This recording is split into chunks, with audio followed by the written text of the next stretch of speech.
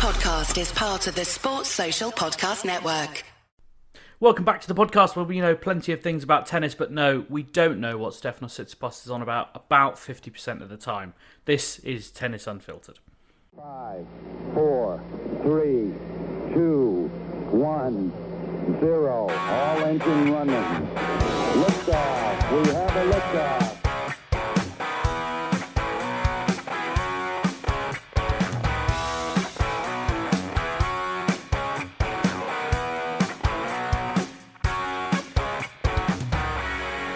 I'm James Gray of iNews.co.uk and the iNewspaper. I've got George Belshaw and Calvin Betton with me. Calvin, you're savouring the last few days of Barnsley before you're off on tour, is that right? Yeah, that's right. I don't know if tour's the right word.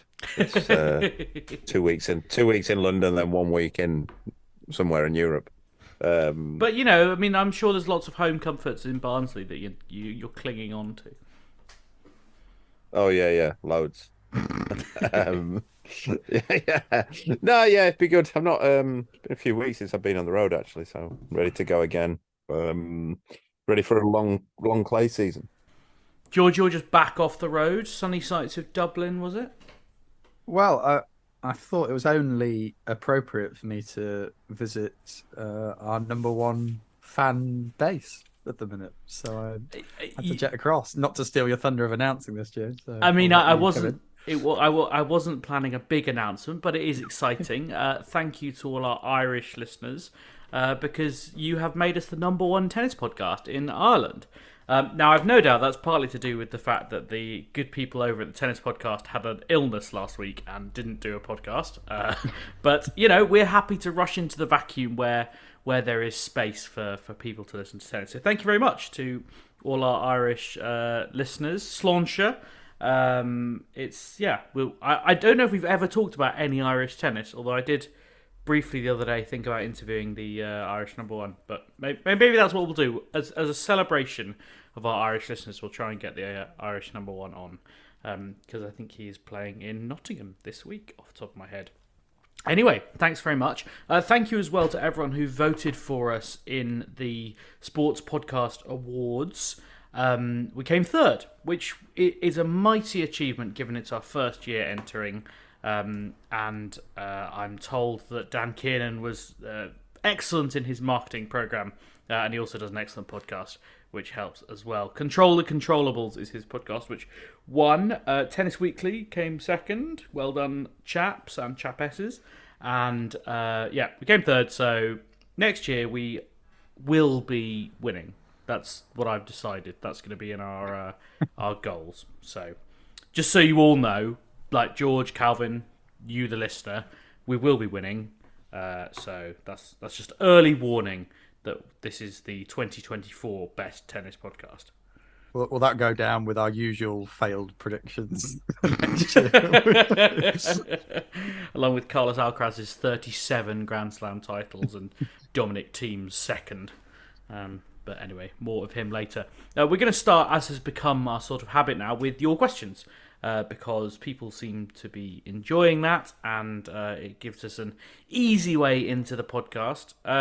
It means sometimes that you might have to wait until 45 minutes in for all the big tennis news, but I think people are okay with that. So we'll start with Chris Thornton on Twitter, who says, I know it's not new, but does legal on-court coaching favour younger players who may be more fleet of foot but less experienced problem solvers compared to their potentially more experienced opponents who might not be the athletes they once were, but greater problem solvers? Calvin, this seems like one for you as the resident tennis coach. I mean, I think I'm right in saying that you've generally said you're not sure how much impact on-court coaching can really have anyway. No, I think it can have some impact, but I don't know. I think it's negligible, and it varies match to match as well. I think what people always think when we say we're going to allow on-court coaching is that the idea that coaches are just have better tennis brains than players, which is a massive fallacy anyway. That coaches see things that players don't see, and so they can just tell them the solution to this match, which absolutely isn't the case. It might be a case that in certain matches, a player's a player hasn't noticed something that a coach has noticed. It may be vice versa than that. But the idea that I never understood the idea that we shouldn't have on-court coaching because players have, the thing with tennis is players problem solve, was always just a complete nonsense, because they would still problem solve, and athletes in other sports problem solve as well. It was just some exceptionalism. But to answer the question, I would say that, yeah, it's probably not far from the truth to say that inexperienced players would maybe gain a little bit more than older players, just because, you know, a coach is an extra voice for them to listen to, and might be able to calm them down if the pressure's on, or something like that, or tell them when to turn the heat up in certain matches. But whereas an experienced player would already know those type of things. But yeah, I don't know whether that answers the question or not. I've got a bit of a follow-up, Calvin. How often, when you kind of prepare for a match and you say to your players, "Oh, this is the best player," maybe this is a little bit in doubles because I suppose you've got those plays you're going through, but how often have you actually ended up kind of surprised by then what happens at the other side of the net, and you think, "Oh God, the plan's just gone completely out the window"? Or is it just more the case of, you know, you always stick with the plan, that's the right way to do it, you know, players aren't going to change that much, it's just about how you kind of execute it? Yeah, loads.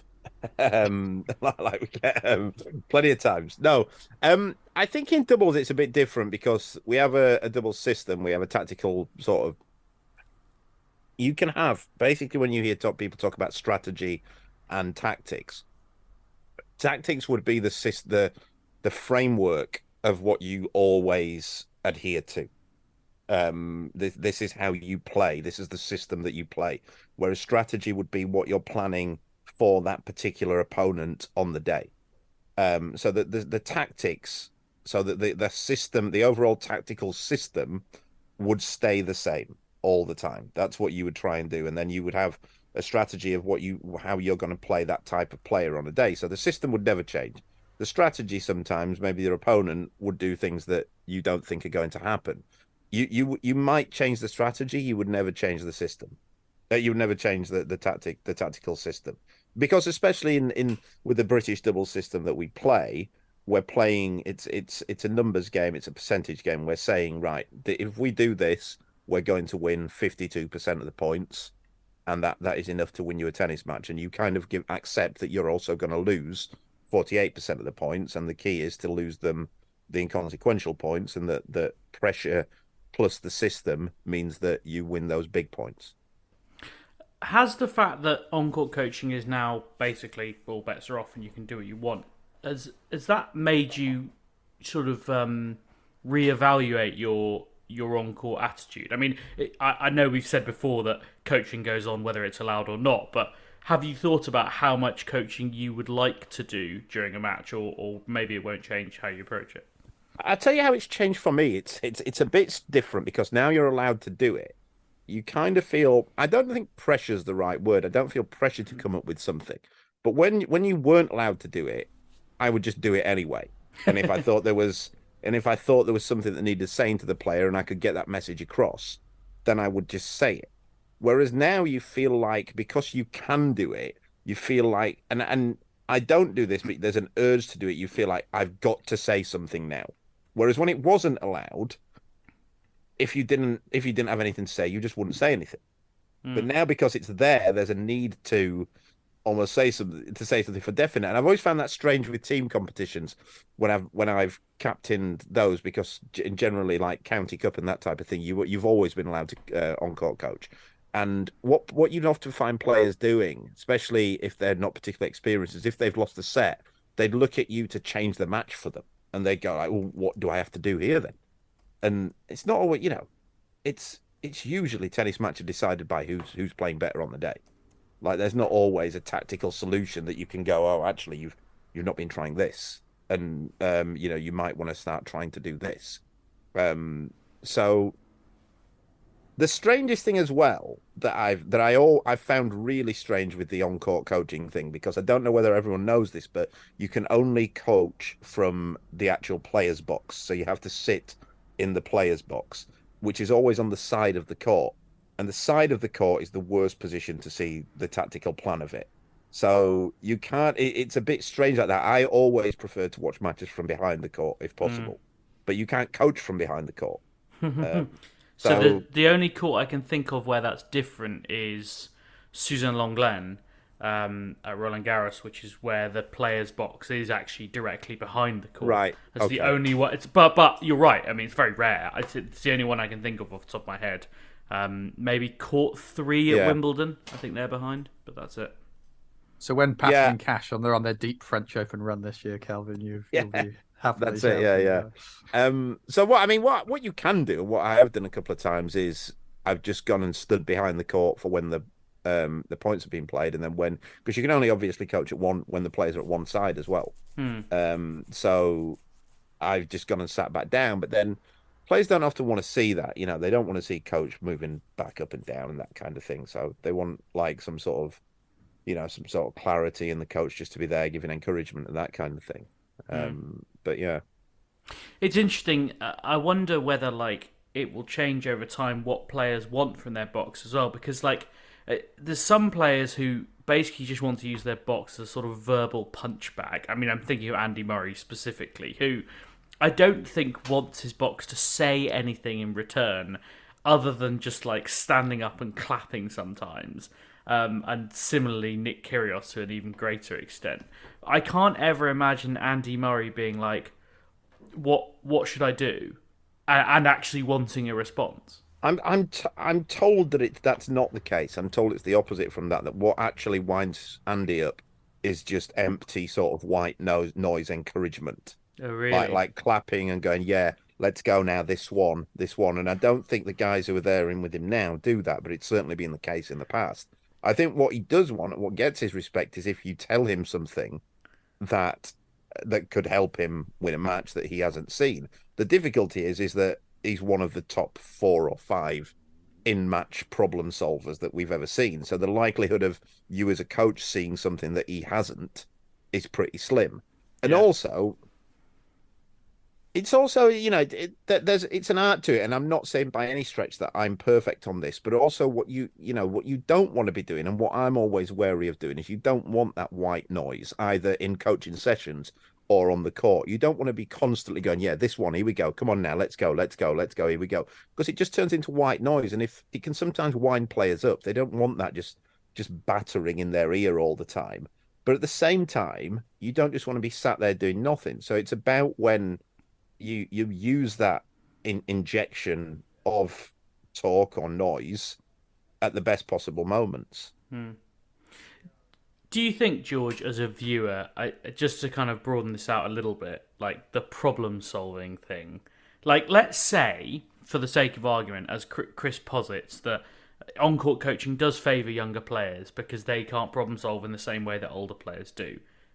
Does that make a difference? Does it change the spectacle? Just because, I don't know, just because Lorenzo Musetti's been told by his coach to hit it more to Andy Murray's backhand because his forehand's really good. I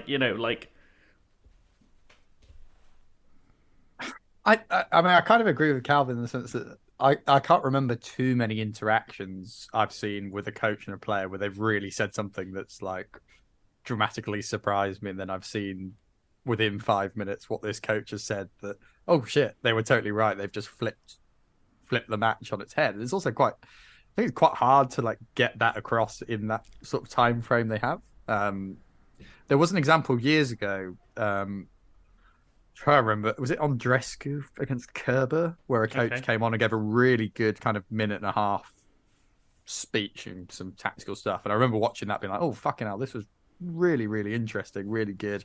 And it felt like it changed the course of the match. But I can't remember too many other examples where I've really thought that slight injection was kind of the key difference. But that's not to say it couldn't get there. And I think the other side of this is, because this is more of a new thing, coaches will probably develop this side of their game as well. And they'll possibly come up with better ways of thinking, how can we influence a match? And there might even be a kind of new generation of coach where players, because of that in-game analysis and ability to give out useful strategic things, might suddenly you might get a real reputation for being one of the greatest tacticians on the tour. Rather than just a really good coach who can do excellent stuff on the court, prepare you well for a match. Can they actually directly influence matches? Will people start getting that reputation? People like Muratoglu probably think he's someone who's like that. He feels that he's always argued for on-court coaching because he thinks it will be an interesting thing where you'll see top-level coaches kind of showing why they're top-level coaches. But they might actually strip out some of the more bullshitter coaches in the game, if you like. Now that we can all see it, be like, oh, chatting complete nonsense. I'm not saying too many there, but who knows? I wouldn't think that he'd want it if it was going to strip out the bullshit coaches. I'd say a couple of things about it. One is that, like, the idea that when I've heard criticism of it, that coaches are these, like I said, are these tactical geniuses. It's been around in the women's game for a while now, and I have to say that 95% of the on-court coaching that I've seen from the women's game, which does have the top 100 of the women's game, does have the worst standard of coaching of all tennis. But the 95% of the interactions I've seen from coaches coming on the women's game have been absolute bullshit. So I don't think that's going to help many players. And again, the idea that it comes back to this idea that coaching is just telling players what to do. And it's just, that's not what coaching is. It can be anything. It can be some feedback, some encouragement that you can go, I think you're hitting your forehand great out there. Or I love how you're hitting a little bit of extra spin on the forehand today. And they might not have noticed that and think, right, okay, that's what I'm doing well. It's not just coming on and going, right, when he goes here, you go there, then you're going to move here and then hit this winner there. That's about 3% of what coaching is.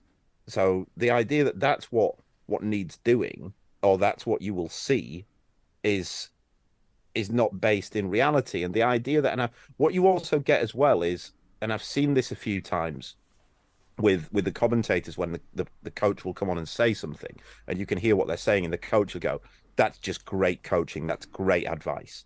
When we don't know that, it's only great coaching if it helps them win the match. What they mean is, what pundits can sometimes say and commentators can mean, I found that interesting what they said. But that's different from that's effective coaching. The other example that's just popped into my head that has been really interesting, and this is probably from a broader, that is interesting side of things, but it was actually the Labour Cup. There's been some amazing interactions with kind of Rafa and Roger and Novak and Roger, where they've, and again, Calvin will probably say this isn't great coaching, but if we're talking about it from a very broadcast interest perspective, hearing people who are that knowledgeable, who are some of the best problem solvers in the sport, kind of advising another great that's athlete. That's interesting. That is what I'm kind of saying, though. And Rafa Nadal, Roger Federer, probably the two best tennis players of all time, or two of the best three. Heaven forbid that we get a load of crocodiles coming in already. But they don't. Coaching is, it's knowledge of tennis, and it's also knowledge how to communicate, knowledge how people learn, how people intake information. And there was one match, I forget who was playing it. It wasn't one of those two. It was one of the other guys, maybe like Zverev or Tsitsipas or something. And at the change of ends, both of them came down, and they were both in his ear all the time. And the commentators were like, "Oh, this is fantastic, isn't it?" And I was like watching it, thinking, I guarantee you that he hasn't heard any of that, because they're both just rabbiting. And Roger Federer and Rafa Nadal have forgotten more about tennis in a day than I've known in my entire life. But I don't know if they've really taken into account how people take in information and when it's useful, when it needs. It's like what you want on the tennis court. I'll tell you now, what you want as a player from an on-court coach is you want short, simple, sharp messaging. You want 2 or 3 sentences that you can take into the next game. You don't want Rafa Nadal giving you 3 minutes or 1.5 minutes of a monologue and then Roger Federer doing the same thing at the same time. The thing, I think you're making a really interesting point. The things I do slightly wonder, and I sort of think about this with kind of Lendl in Murray's box and kind of the appearance he's kind of had over the year, is that if there's something just about, it's not even so much what they're saying, it's just who's saying it. is Lendl's kind of impact, the fact he just was there and Andy respected him so much. He didn't need to say much very often, if at all, but just that kind of feeling. And I wonder if Federer and Nadal were kind of, I have to listen to them because they're so bloody good, even if it's not necessarily the most effective coaching, just having them say something I might take from that. Oh, it's capital. It's basically coaching capital and capital in the game that you've got and you've earned through that. And that's why so many of these guys, we have these super coaches, but what they're saying might not be, an unknown coach might be one of the best coaches we've ever seen and give great information. But if he's giving that advice to, say, Novak Djokovic, he's going to think, well, why should I listen to you? I don't even know who you are. But if, say, John McEnroe says it, then he might think, I'll tell you what, Johnny Matt knew a bit about tennis. But it might be that he's talking absolute shit about tennis. But he's more likely to listen to it. And that's why it's so difficult for players who haven't come through as coaches, who haven't played, to break through as coaches at the top of the men's game, because they just seem to not trust them. Unless what you find is the unknown guys, they seem to be trusted by the player if they've brought them through from a younger age, but they tend not to appoint them as their replacement coach, if you know what I mean. Like, no one's come across and taken Vida since he stopped working with Djokovic and that kind of thing. Alex Malkan, I think. Well, there you go. But that's that's an interesting move. But you'd think, like, looking at that, why would say, I don't know, why would Zverev, why would Zverev not go, tell you what, I'm going to go and get that guy? That would, and I guess that we had that in football, didn't we, for a few years back in the 90s? Whereas now it's changed it's flipped now fully, in that we've got these managers who never really played at the very highest level of the game because they're getting jobs purely on coaching standard. We haven't quite reached that in tennis. And I think that is the right way, that you should be hiring the best coaches, but football's a good example. There's so many brilliant players who've made dreadful coaches. Steven Gerrard, George, to think of one. Yeah, exactly. But at the same time, there's others who, and I'm thinking, Zidane. I'm not convinced Zidane's an amazing coach, but he was the right guy for that Real Madrid team because it was a team of amazing egos who just needed some bloke who they actually respected. I don't know. It's a really difficult kind of dynamic. I think that on that, I don't want to go too much into football, but I think there's an interesting sort of, somebody raised it to me that maybe if Roy Keane if his only job would have been managing Real Madrid, he might have 2 European Cups. Because his problem is that he can't understand that people aren't as good as the players who he was used to being around in. Whereas if Zinedine Zidane would have managed Sunderland, would he have got them halfway up the Premier League from the bottom of the Championship? But I think, again, what it comes to is that the problem with having ex-players as coaches is, one, what they'll always do is just what their coaches did to them. That's what tends to happen. And just because you're good at something doesn't mean that you know why you're good at it. Like, sometimes you could just be phenomenally talented, like and like right now, would anybody like Benoit Paire's been 3 in the world? Does anybody think Benoit Paire is going to make a great coach? Not 3 in the world. He's been top 20 in the world. Sorry, I missed that. Miles away. Does anybody think Benoit Paire? But he just happens to have very talented hands, and there's been a lot of players like that. Does that mean that, and inherently some people just know how a tennis court works? And I know I've spoken to a couple of, when I hear like pundits and commentators, they go, "Oh, I'd make a great coach," and like, what are you basing that on? Like, what but yeah. Just to take the sort of Zidane to Sunderland example back into tennis, if you took, say, I'm trying to remember who was coach of the year last year now, but I'm going to say Juan Carlos Ferrero, for example, and you just took him away from Carlos Alcaraz and gave him to Peter Bertrand, who is the Dominican number 2 and who is 656 in the world.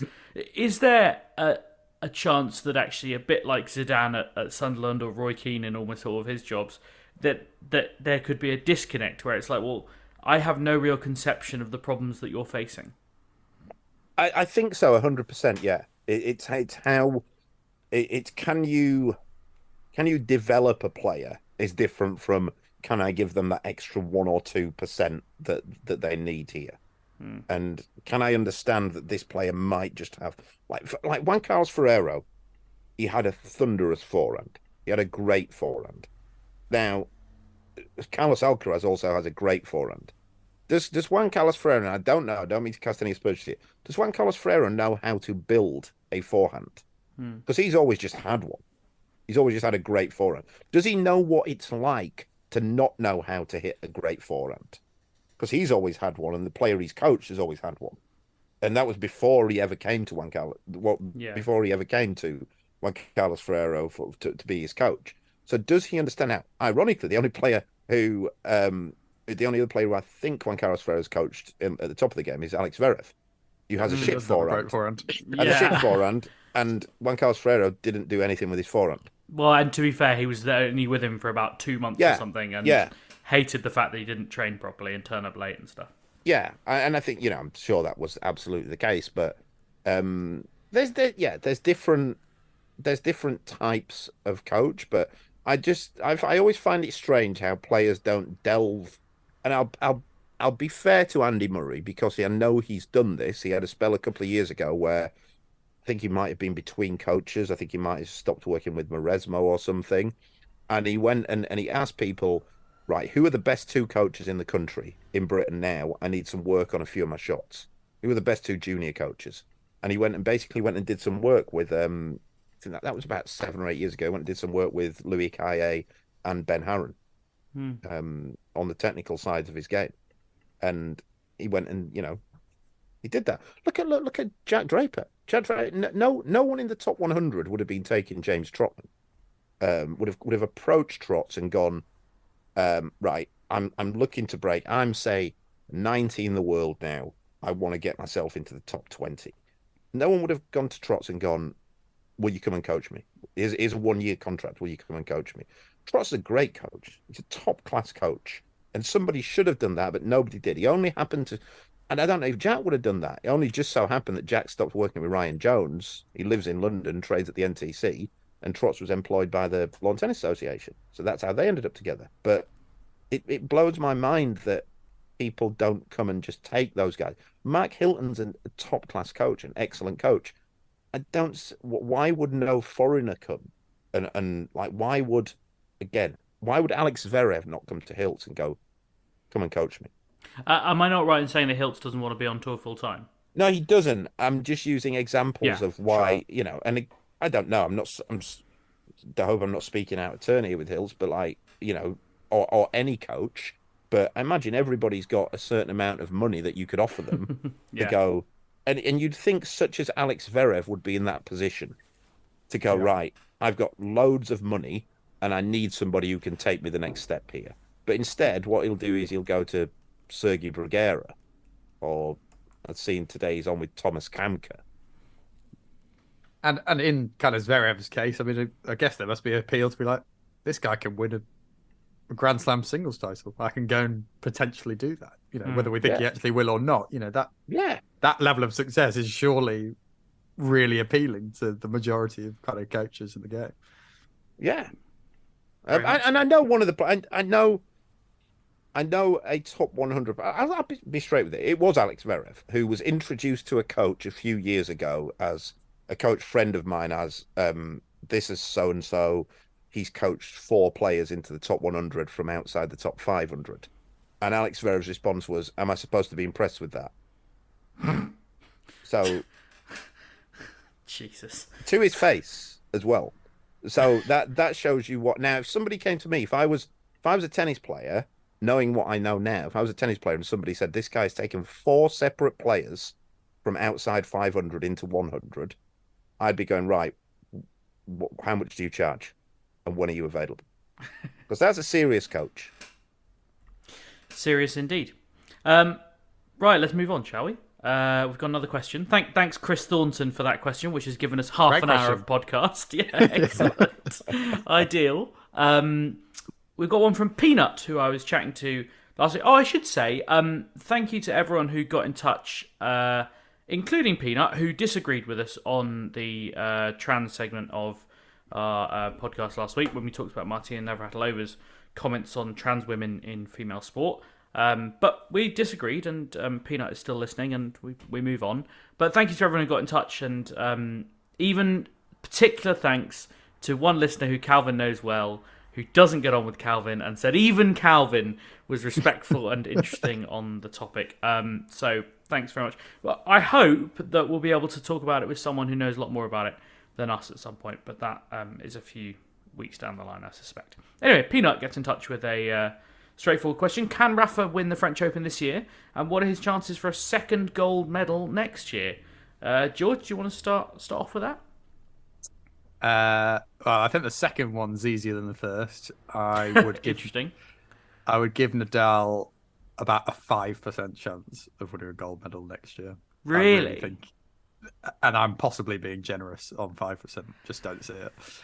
However, okay, well, you're going to have to map out this year before we can argue about next year.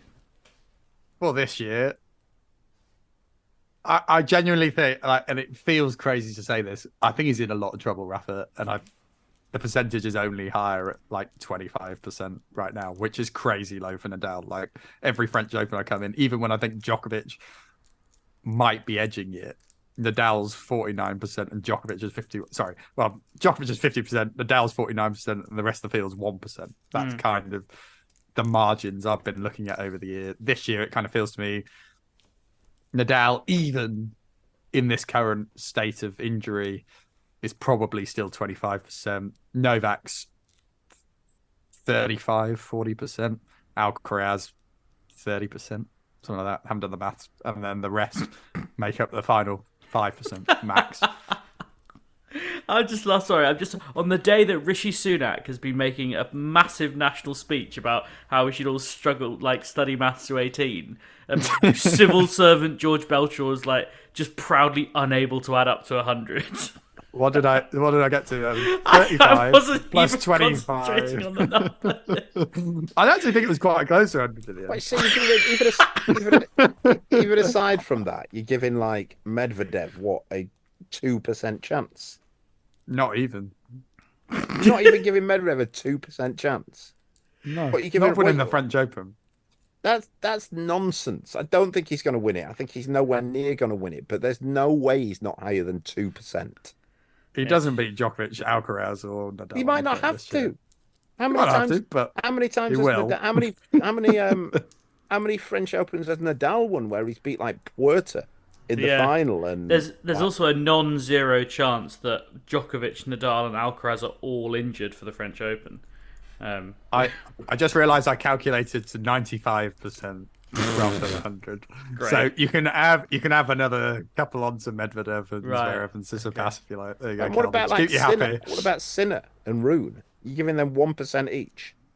I'm giving the rest of the field 5%. 5%. Max. That's I don't believe any absolute of them will win in the lunacy. French Open. That's absolute lunacy. So sorry, just what percentage are you giving Nadal? If we can just stray away from your dodgy maths. So 25. 25. Okay, Calvin, what percentage are you giving Rafa Nadal of winning the French Open? 20. See, I think it's higher than that. Like, I don't know if he's going to play. I'm saying right now. Yeah. Like, I don't know how much he's going to play until then. If you ask, I'm giving it 20 right now. If Yeah. he's at the French Open and he's had another tournament in him, and he's had a decent run in it, that goes up greatly. So let's say he plays Rome, wins 2 matches, loses in 3 sets to Holger Rune or someone like that. Oh. Then I'm up at like 35%, 40%.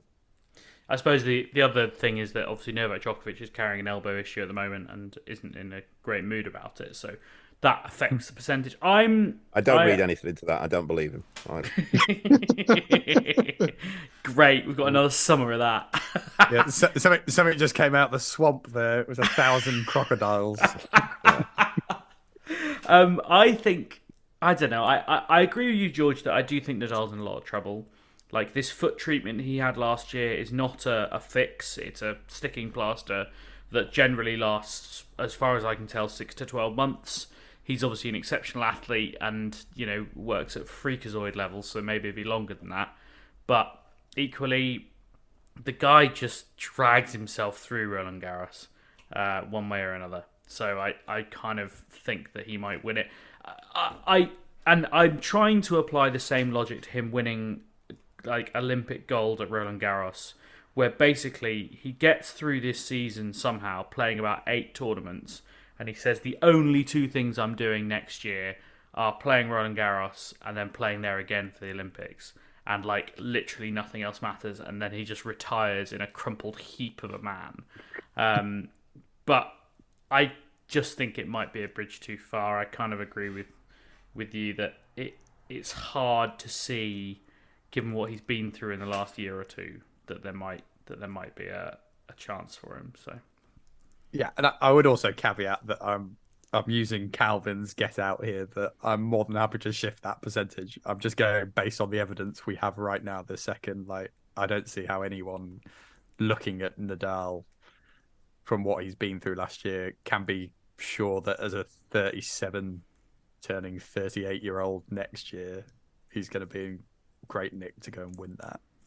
Oh yeah, all opinions expire as soon as they're voiced. That's a fair disclaimer, George.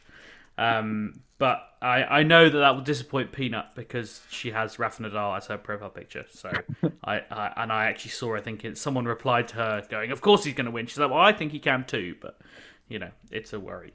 Let's move on to Ian Warren in Melbourne, who asked, during the Masters coverage last week, Rory McIlroy, not McAvoy, was interviewed by CBS walking up the 9th fairway. How long before we see something similar in tennis? End of set hookup with the comms team in Terabang? I mean, I have spoken about this a lot. I think tennis can do so much more with its broadcasting that can be really innovative. I don't think we've even approached, and for the record, I love Eurosport, but the Cube is not the innovation I'm looking for. It's just an interview.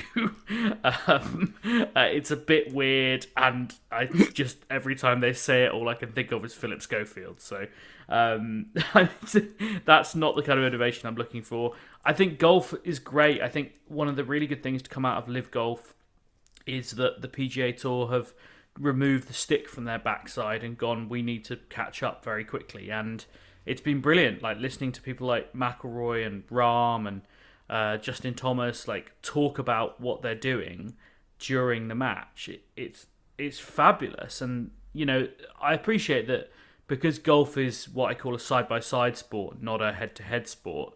You can be a bit more candid because if Tiger Woods finds out that you're hitting a 7-iron at the 9th second shot, it doesn't make a difference to him really, and he wouldn't find out anyway. And even if he did, what difference does it make? But I'd love to see tennis going into stick a headset on someone at the end of the first set. When Daniil Medvedev's gone off for a pee, put a headset on Alexander Zverev. Absolutely, or put one on Daniil Medvedev and make him talk while he's having a pee. I don't know, George. Yeah, I think that the actually most interesting bit of coverage that's happened, and no one will ever find it to know this, but actually was on Amazon when they weren't having ad breaks between the changeovers. Yeah, like so often broadcasters are flicking between that. Always the most interesting bit. It's always when people are losing their absolute bloody marbles and screaming at the umpire, and they're having a bit of a row across the chair. It's like, why on earth would you take an ad break there? I'd much rather them take ad breaks during the first 3 games of a set. Just not that important. Don't care. Like, it is criminal to put ad breaks through change events. So that's one thing they could definitely do better. Yeah, Calvin. I've got no issue with them interviewing players in principle at the change of ends. I've got no interest in the way that athletes are now. I've got no interest in listening to the majority of athletes talk. They're so PR conscious and so cliche driven in the way that they talk and that kind of thing. Like, I would love to, I've no issue at all. I'd love to hear Daniil Medvedev speak at the change of ends between points. I have zero interest in watching Emma Raducanu give an interview at the change of ends. And I don't, I'm not picking on Emma there or any of 90% of tennis players, because you knew that what they're going to do is, just got to work harder, and the classic will come out like I've just got to trust the process here. and Play my game. Yeah, play my game and just keep focused and hopefully turn things around. It's like when they interview footballers after football matches, like they're just boring, aren't they? They're just crap. Like I just don't want to see that. But I agree with George that I don't get why they take adverts in the change of ends, because the problem with tennis is even if the pundits, when you want to hear the pundits talk, you don't, as we've discussed before, that tennis commentators don't talk when the points are going on, which doesn't help. So you're only getting 20-second bursts in between points. Just returning to the interview thing, I mean, you've just touched on my least favourite interview in the whole of sport, which the US Open has, which is the interview with the player as they come on the court, which is rubbish. Possibly the worst thing in any sport. It's so weird. I don't get it. Like, I really don't understand. I think it's almost to, like, introduce them to the viewer. Like, I think that's the idea, but it's like, surely you've got VT that does a much better job of this, and I mean, other sports do it. Like, I watch quite a bit of basketball. Basketball they go and interview the manager or the coach while the game is going on. Yeah, and he actually actively talks about tactically what is happening in the match. And rugby do it really well. If you watch BT Sports rugby coverage, they'll go and stick a headset on a coach in the stands, which is excellent. Yeah, I do think the main problem is the athletes, and it's not really to have a go at them. It's just the way that they've now become accustomed to it. You see it. What I find strange is you see when lower ranked players get interviewed. Like they did a little bit of this in the UK Pro League when the commentary was on. They interviewed at the end of sets, and those guys, like no one even knows who they are. Like, but they don't have to be PR conscious and that kind of thing. But even then, it was so cliche driven. Everything that was said. Yeah, I mean, maybe we just have to be selective. Like, basically just always interview Fabio Fognini at the end of a set. Yeah. And then presumably we'll get something insane from him. Maybe like Kyrgios, Medvedev. Yeah, I think we can get behind that. There you go, Ian. I hope that answers your question to some extent. Roll on headsets on players, I say. Right, one last question from Balvin Cetton, who asks, how are we going to stop singles... That's a joke. Yes, of course, it is a joke, but I wrote it and you've ruined it. Sorry. Who asks, how are we going to stop singles players entering doubles and then pulling out? I tried to write a clever joke, but George has ruined it. So sorry, you never know with the internet these days. Like we just had a super fan who's like going Balvin Cetton. Thanks, Dad. You never know with the internet these days. Calvin, I know you wanted to talk about this. A growing problem with doubles entry lists just being full of singles players who have no real commitment to the tournament. Yeah, it was a problem last week, and it was ridiculous last week in that Rune and Fritz, who, to be fair to them, had both. I think they won 2 matches in that tournament to make the quarters or semis. I think semis, right? And you just knew that there's no way that they were going to play the semi because Rune was still in singles. They were both still in singles at that stage. Yeah. And so there's no way that they were going to. And I don't blame them. I really don't blame them for risk. You wouldn't want to be on. They've got a chance of winning a Masters 1000. You wouldn't want to be on the doubles court later that day playing another match that could potentially go on for another hour and a half, 2 hours. But it's always going to happen. And this is the problem that they enter. And especially like for example, next week when it's in Madrid, we got 2 Masters back to back. So you got Madrid, which is at altitude, completely different environment to Rome. The courts are different. The air quality is different, that kind of thing. Now, there's 10 pairs of singles players who are singles only players in the draw in Madrid, and doubles players can't get in. So Henry and Julian, who I coach, can't get in. They're ranked 50 in the world now, and they can't get in that tournament because of the way that the entry system works. Now, if the players are still in singles, if any of those 20 players are still in singles come Wednesday, then they're not going to play doubles. I can guarantee you they're not going to play doubles because they think they've got a chance of winning the tournament, which they have in singles. If they're out of singles, they're not going to play doubles because they're going to want to get to Rome. Why would you want to carry on being at altitude in Madrid, playing in completely different conditions when you've got another tournament starting in 5 days' time down in Rome? You're going to want to get there. So all that we're going to get next week is we're going to get this situation where some of them are going to win because when you've got that many in, they're going to play each other, apart from anything else. So you're just going to have, I guarantee you 1,000% that at least 2 or 3 of those pairs, at least 2 or 3, are just going to withdraw from the tournament once the tournament has started, which means that you can't get alternates in. And the sort of comeback would be, well, more people want to watch Alexander Zverev or Grigor Dimitrov play, and that may well be true. But it makes the tennis pyramid smaller and less sustainable, right? Because you're not putting more money into more pockets. I've no issue with it. I completely agree with that. But if you want to see them play, they've got to play. They've actually got to play and then not just enter it and play one match and then out of there. There's also an easy solution to it. Let's say that you can have, next week's a 32 draw. Let's say that you can have 4 players who are in on singles ranking. 4 pairs that are getting in through one or both of the players' singles ranking. Sorry, you just have to explain this. So, you don't enter doubles tournaments on your doubles ranking. No, you enter when the entries come in. So what a few years ago, about 10 years ago, they thought they had a chance of getting the very top players in the game to play doubles every week. Now the singles players at the time were a bit disingenuous in this. They were saying that the reason they weren't playing doubles is because back then you only got in on your doubles ranking. They were saying the reason why they weren't playing doubles is because they didn't want to play every week, and the only way they could get their rankings up was to play doubles every week. So what they did was they changed it so you can now get into doubles tournaments. This is at every level. You get in, you get in on whatever's highest, your singles or your doubles, and it's combined with your partner. I see. So if you're both ranked, say if Carlos Alcaraz played with Novak Djokovic, they would be 3. Their combined ranking would be 3. But they wouldn't be seeded because the seeding is just on doubles ranking. Yeah. Okay. So. Okay. But I don't get but there's no limit to it. So what you could do is you could still say, right, 4. It's let's say if it's a 16 draw, 2 players get in on 2 pairs get in, or 3 pairs get in on singles only. And if it's a 32 draw, then 5 pairs or 4 or 5 pairs get in. Because then all you're going to get, right? Again, I say no disrespect to this, you could still get. People want to watch Alex Zverev play with whoever he's playing with. You could still get that.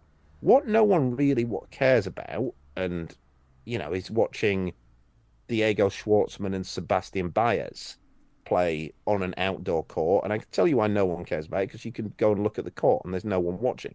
And again, no disrespect to those two, but just saying that you can get 2 guys who are ranked, say, 32 and 40 entering. That's not to pull the crowds in. To watch that. So yeah, and it's a problem specifically because the doubles guys, and I might sound biased to this because they're around the ranking that the lads that I coach, but they can't get in the tournaments because the big points are in the Masters, and they've got no chance of getting in a Masters unless they can have a good run in the in one of the slams. So the only way you're really going to climb now at their ranking is good runs in the Masters and the slams. They can't play in any of the Masters. It's brutal. Yeah. It really is. Well, here's to a huge run at Roland Garros, and then nothing matters anymore. Hopefully.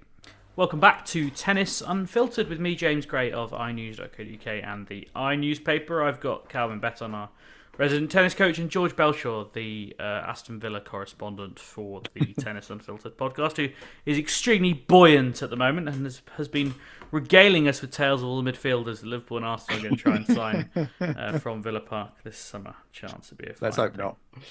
Anja Loves Tennis has been in touch on Twitter, and she wants us to talk about Medvedev's sneaky tricks and how he lulls everyone by his rhetorical skills.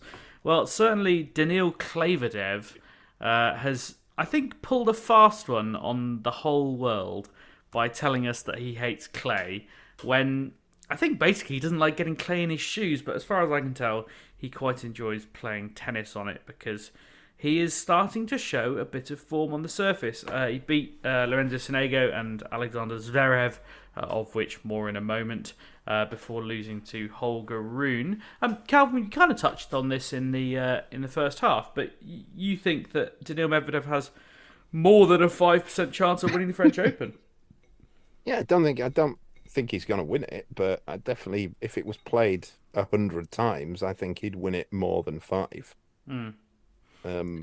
So, do you think it's all been a bit of, I mean, maybe not a deliberate nonsense, but kind of a bit of a nonsense of Daniil Medvedev hating clay? Yeah, I mean, there are reasons why I can understand why he doesn't like it. It's not players with his game style and his physiology don't tend to like clay because he's tall and he needs to run a lot the way he plays, and it's easy to wrong foot tall players on clay courts. But at the same time, he's from mainland Europe, or if you count Russia as mainland Europe? I'm never really sure. It's like on maps, it sort of counts. Yeah, let's say East. Yeah, mainland. Why not? He will have spent a lot of time in juniors playing clay courts, and he will feel somewhat at home about it. Not his favourite surface by any stretch, but I think he's not like, say, one of the old serve volleyers who you would go, they're just going to, might as well just not bother playing the clay court tournaments. George, do you think similarly that it was always a bit of a myth? I mean, I've seen him play okay matches on it. It's probably, I don't have the stats in front of me, but I'd imagine it's his worst surface statistically, so I wouldn't say it's completely untrue. I mean, it's possible the grass is just because there's a shorter season and a defeat on that does actually ruin your statistical ranking quite a bit compared like clay to hard. But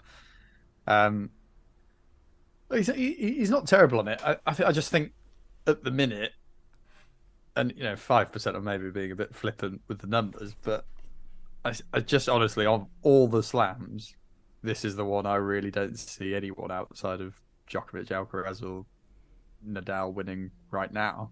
And that wasn't the case last year when Zverev was fitter, and there was possibly a bit of a time where I thought Tsitsipas might kind of break that mold as well. But whilst Nadal's injury has ruled things out, there's Alcaraz and Djokovic are still the best two players in the world on this surface by some way, I would say, right now at the moment. So it's more of a reflection that this isn't Medvedev's best surface, and there's 3 guys who are pretty bloody good on it, who I'd be quite surprised if they didn't go and win it. And things can happen, and it can be crazy, but I actually disagree. I think if you play this French Open 100 times, I wouldn't say Medvedev would win it 5 times. I think it's closer to... Well, you said 2% actually. Times. You said 2% actually. Yeah, so and I think that's like 1 or 2%. Like, I genuinely do think that. Like, right now, I think Medvedev could be better, and that percentage could get higher, and he might prove me wrong. But he was fairly handily beaten by Tsitsipas last year. Like, it wasn't a close match.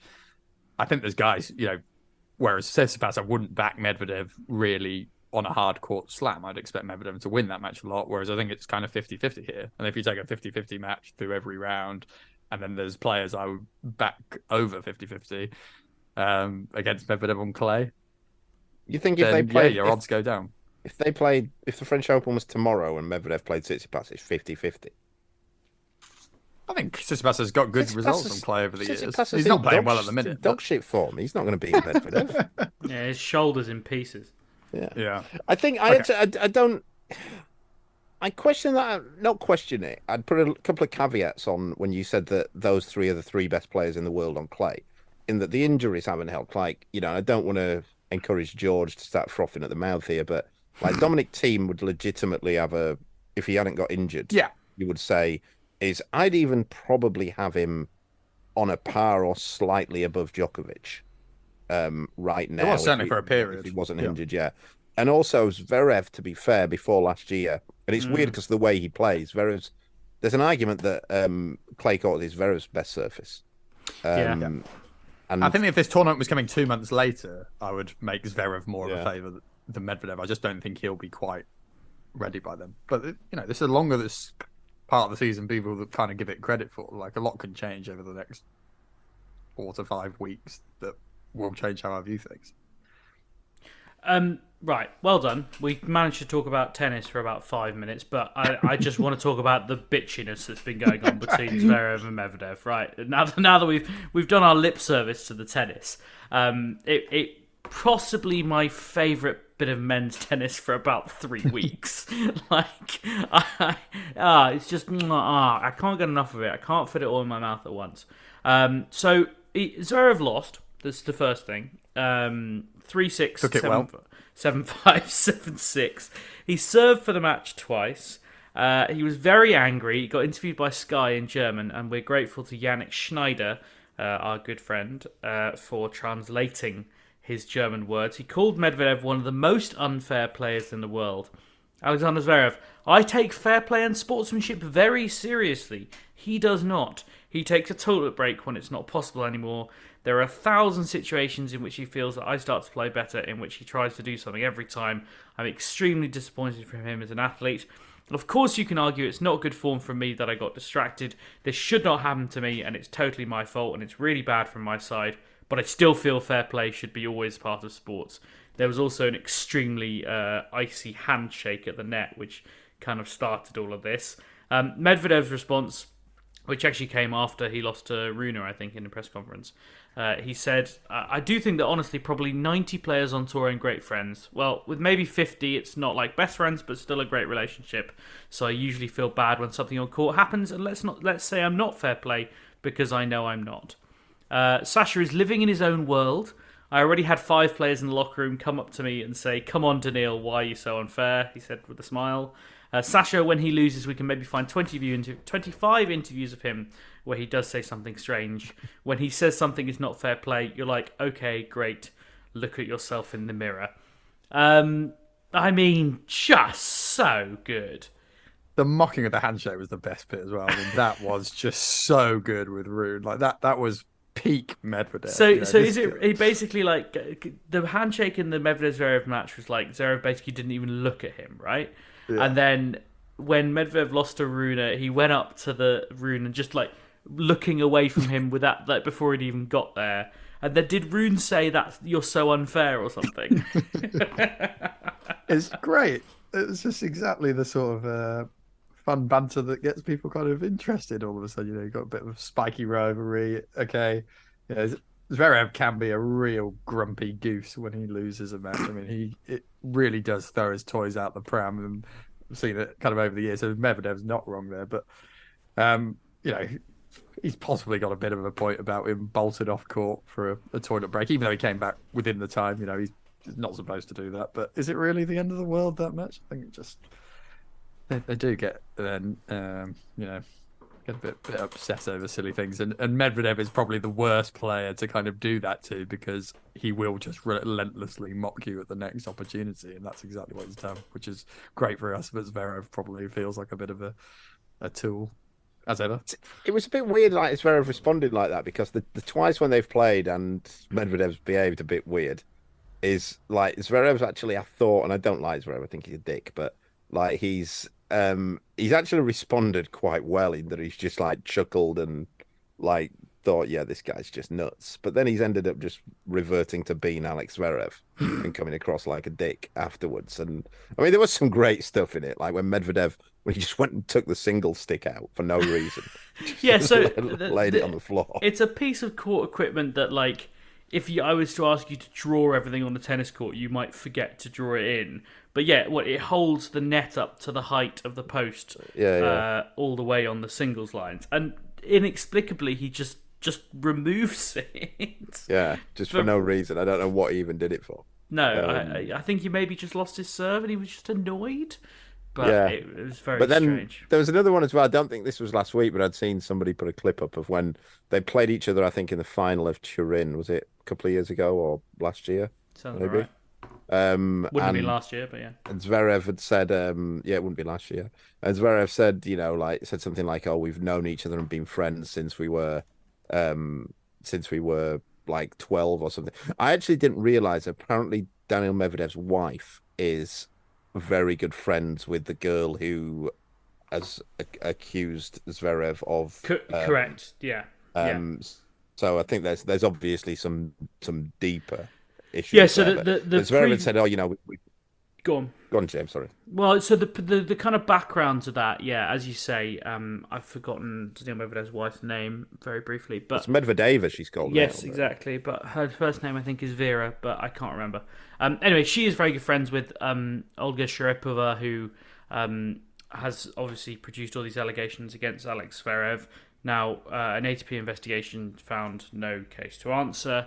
But obviously there's animosity there, and Zverev subsequently in victory speeches after beating Medvedev has name dropped her a couple of times, saying, "Oh, it's great to have you here as well." Yeah. And it's obviously quite pointed because clearly there isn't necessarily a very good relationship there. Yeah. I mean, we're kind of speculating and gossiping a bit there, but yes, obviously there is quite a lot of needle here. No, well, Medvedev then came out in a press conference after and said, "I don't know why he keeps saying that we're friends because it's always him who says it, and we've never been friends." And I thought that was just great. But the one he said the other day with the 5 people have come up to me and said that and sort of basically taken the piss out of Zverev was fantastic, because there's just no greater response than everybody else thinks you're a prick. It's proper like Kyrgios Tsitsipas levels of like, actually, I've got more friends than you, so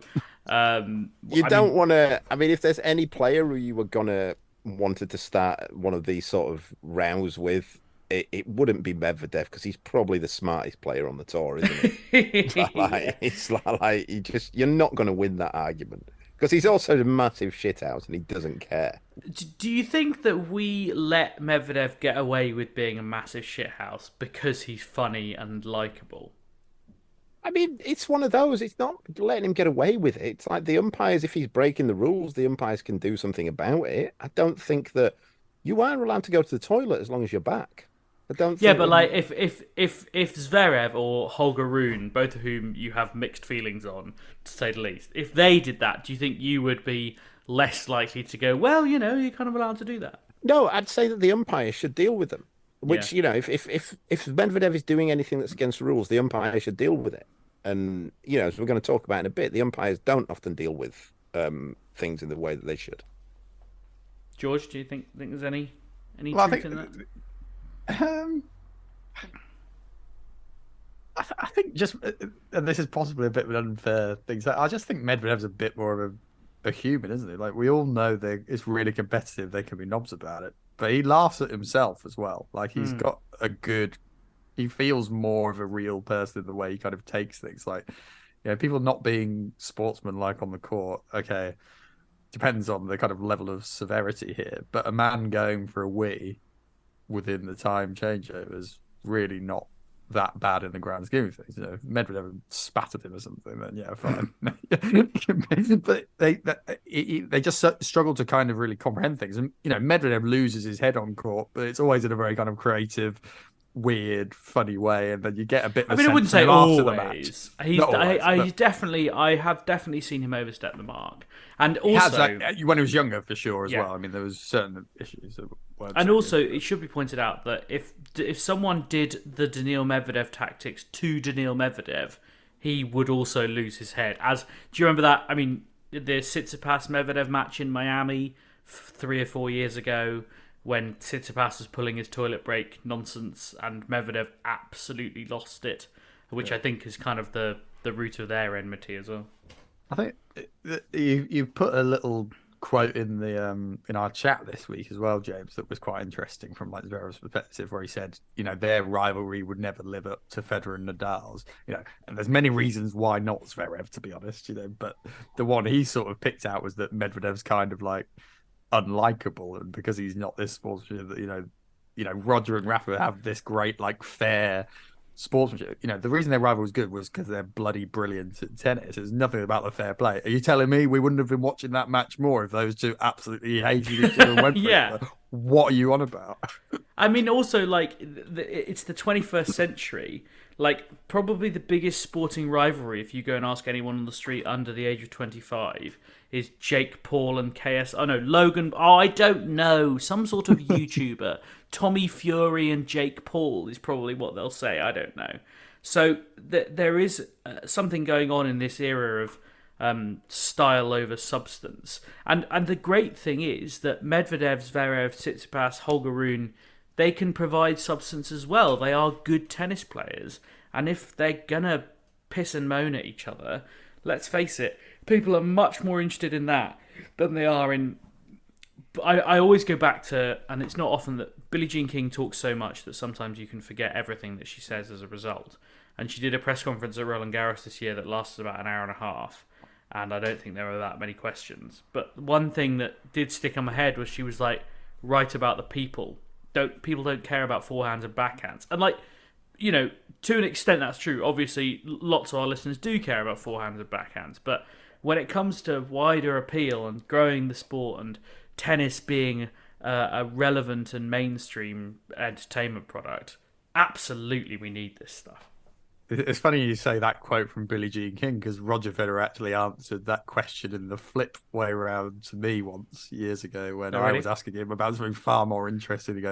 He ended the question with, "But I think people would much rather talk about forehands and backhands. That's why we're here." And I was so pissed off with people in that press room who laughed at that and were like, yeah, absolutely. I was like, any other player, like, absolute nonsense, but that man can just make idiots eat out of his hand all the time. But yeah, I totally agree with Billie Jean King rather than Roger on that one. As much as I like Roger in his own way, that, you know, we're really talking about forehand ain't that interesting unless it's Calvin Betton. I'm not that interested. Good save, George. Good save. There's one thing I want to point out in defence of Alexander Zverev, and you won't hear me say that very often, but just there was a quote doing the rounds last week from Zverev. The quote, and this is what was doing the rounds, was, "I don't want to sound arrogant, but in last year's French Open I was playing my best tennis ever on clay. If I had not been injured, it could have won the title." Now, George will know that the source of this quote will tell him that it wasn't strictly accurate because it was Luigi Gatto tweeting it. And now Luigi Gatto is prolific but not always very reliable when it comes to quoting things in context or in full. This is the actual quote. He was asked in a Eurosport interview, do you feel it was the time for you to beat Rafa on his court when he did his ankle? He said, "For some reason I actually did. Not to sound arrogant, Rafa is the best player ever to play on this surface. You never know what will happen in a match like this. Of course I can lose the game if I don't injure myself, but I had the feeling I was playing better than ever on this surface. For some reason I felt I could at least compete with him, and I have. Of course the outcome will always depend on little things, however, I felt it could have been my week."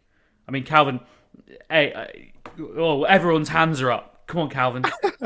I mean, yeah, I saw that, and yeah, you've got to report quotes exact. But again, I'll say something I don't say very often in defence of Zverev. I don't think there's anything wrong with the actual bit he quoted anyway. Like, he was, you know, even if that was the quote, he was right in what he said. He was beating Nadal. He was a better player that day, and I think he would have. I actually think he would have beaten him. And if he'd have beaten him, I think he'd have been favourite to win the tournament. So I don't get, you know, this is one thing, like, I don't get who was upset by that other than weirdos who have, you know, Nadal posters up still. Yeah, I was going to say similar. I mean, that first quote for me was more accurate than the second one, rather than kind of... Even though it wasn't verbatim, yeah. Yeah, like, he definitely... I said that at the time.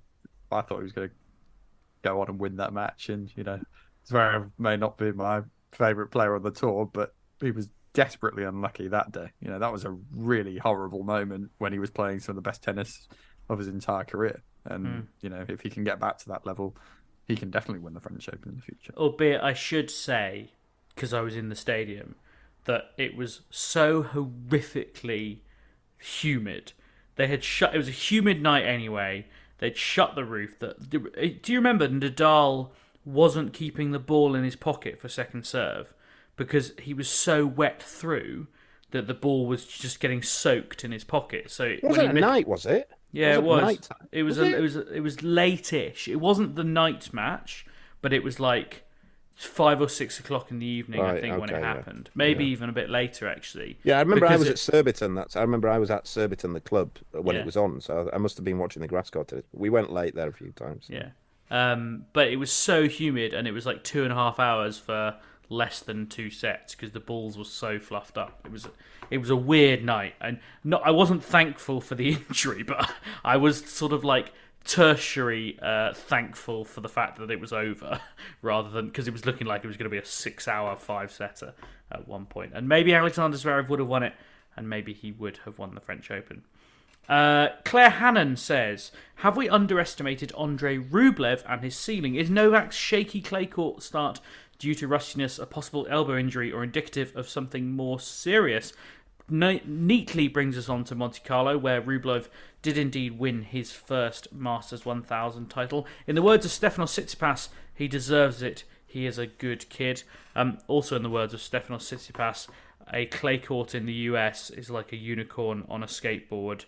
No, I don't know either. Let's start with Rublev, because he's won the title and it's taken us an hour and a bit to mention him. I think, and I didn't predict that he would win Monte Carlo, but I think I've been quietly sort of driving a small bandwagon with Andrey Rublev's name on it for the last couple of months, George. And I think it's had limited enthusiasm from other members of the podcast. Well, yeah, I mean, he's done very well this week. He's had some good results. He's played some good stuff, but he's not bad on any surface. He's capable of winning, multiple titles. This is obviously his first Masters, and well done to him. Doesn't particularly change my perspective on where I see Andrey Rublev going to win the French Open later this month. I'd give him less of a chance than Medvedev, who, as you know, doesn't have many percentage points at my end. Let's not get back into your maths, mate. We haven't got time. But he's picked up. He's stuck in that match with Rune quite well. I think Rune is someone who potentially could put themselves in the frame to win the French Open over the next few years. Probably more so than Andrey Rublev, to be honest. But yeah, he's done well. He's a nice enough guy. He's worked hard. He goes about his business relatively quietly, apart from when he's punching his strings weirdly. Yeah. I mean, I just think he's a really nice guy. That documentary that him and Daria Kasatkina did, they both train in Barcelona and at the Sanchez, and they did a piece with a Russian YouTuber. The big newsline from which was Kasatkina coming out as being in a relationship as a woman, but Rublev was in it as well, and he talked really beautifully about life, the universe, and everything. He's in a boy band. He loves One Direction. I just think he's a sort of, he's not what people would expect when you say he's the Russian number one, or is he number two again? Can't quite remember. I don't think he's what people would expect at all. And he's slightly less mean to himself on the court now, which is an improvement, because, as you say, he's usually extremely mean to himself. And actually, I'll give you some stats, Calvin, because I know you're going to say you don't think he's going to win a Grand Slam, but now that he's won a Masters, he's just about won everything else, because he's won the ATP Cup, he's won the Laver Cup, he's won the Davis Cup, he's won 250s, he's won 500s, he's won an Olympic gold medal, and now he's won a Masters 1000 title. The one thing he's never won is a Grand Slam quarterfinal, but, not everyone blooms immediately. He's won Olympic gold in doubles, hasn't he? Mixed doubles, yeah. Yeah, come on. I thought you, of all people, as a doubles coach these days, would be behind that. No, you can't count that as he's won an Olympic gold medal. Like saying Jamie Murray's won Wimbledon.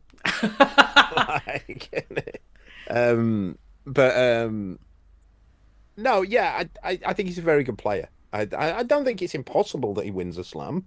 I think somebody else would have to take care of the other players. The big names. I know what you mean, but that was a very funny way of saying it. Yeah, I'd have him as the best of. If the top 4 or 5 players didn't exist, I'd have him as probably the most likely to win a tournament. Yeah, the best of the rest. In that, yeah. I'm glad he's won one. I mean, I think he comes across as a great lad. I think he's grown up a lot. I think that maybe wasn't always the case, but that's fine. People, we shouldn't judge people on what they're like when they're 17. And he seems to be. He's been vocal about the war and that kind of thing.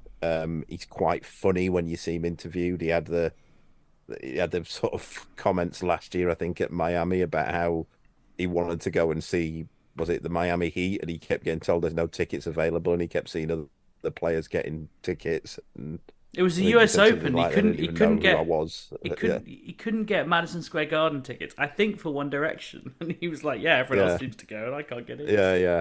And I think, I don't want to bring it. Well, I briefly want to bring it back onto the Ukraine-Russia situation. I think this is one of the things that we forget when we say that Russian players shouldn't be allowed in the tournaments and that kind of thing, is that people forget that they are people as well. They're not, and they're most of them are really good people.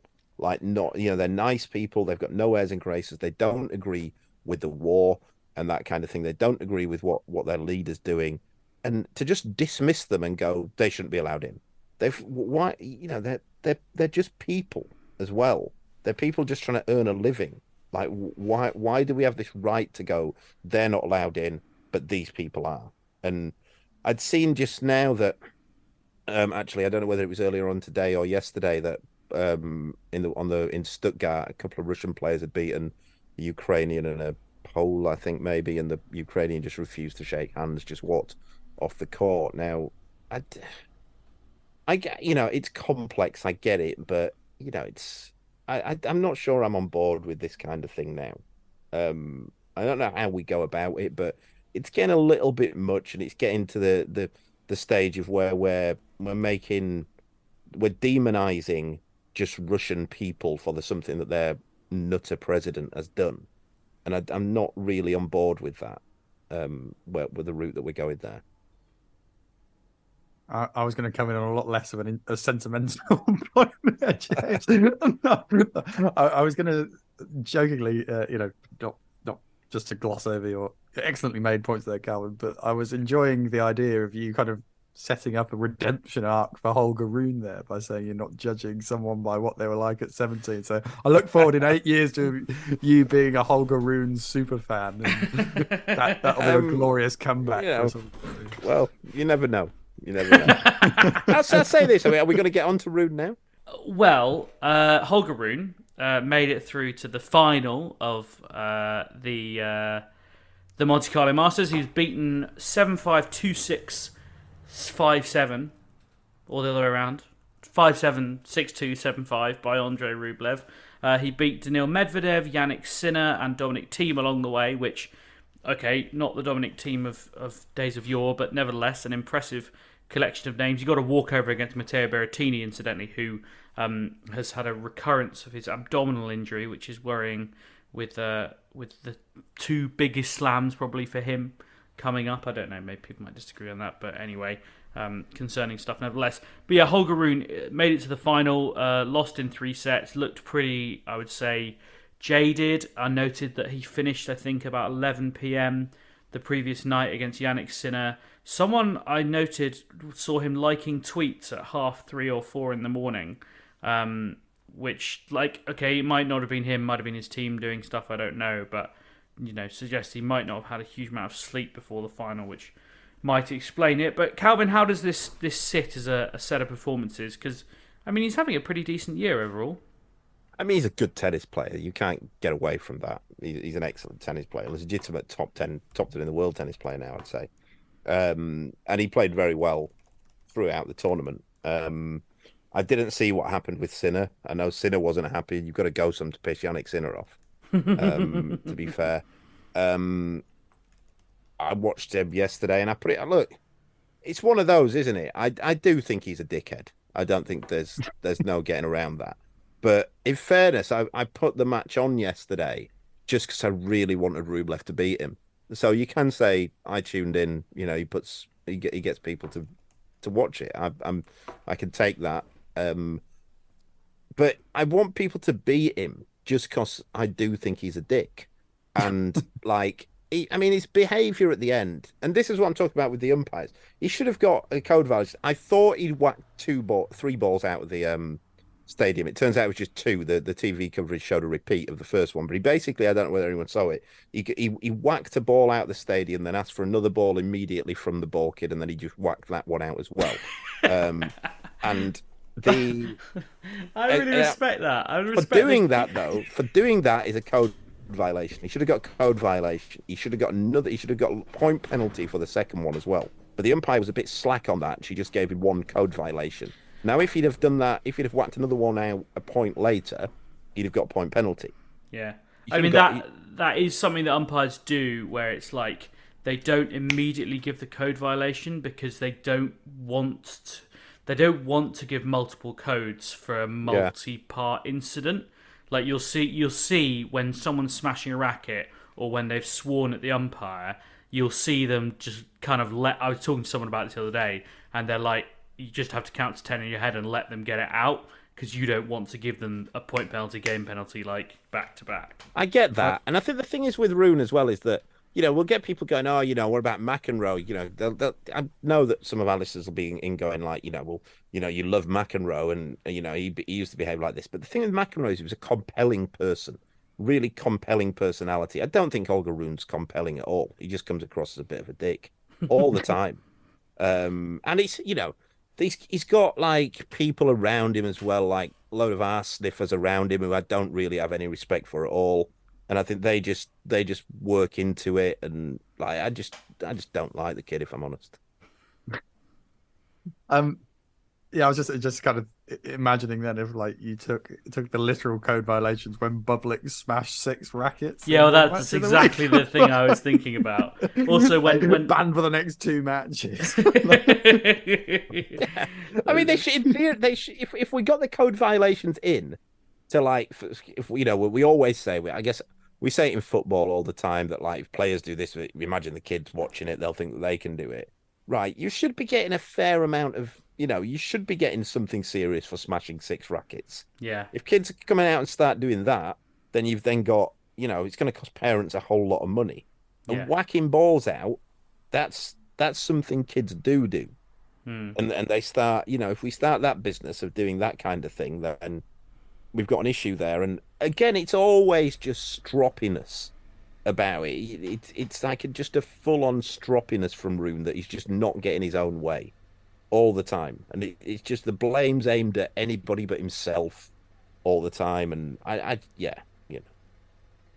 just on the subject of racket smashing, I mean, the Djokovic one I watched in awe this week, that was a technical break of magnificence. I mean, as you always say, George, Novak Djokovic is the most proficient racket smasher that there is. Like there is no one better at smashing rackets than him. Used to be Wawrinka over the knee. That was pretty cool back then. But this was a new technical KO of a racket that really I was wowed. I was like, the Wawrinka one over the knee is quite something, because I know that racket because I played the Onyx as well. That is a hard racket to break on concrete. Like that is solid. In case people don't know, some of the rackets are hollow, and some of them are solid.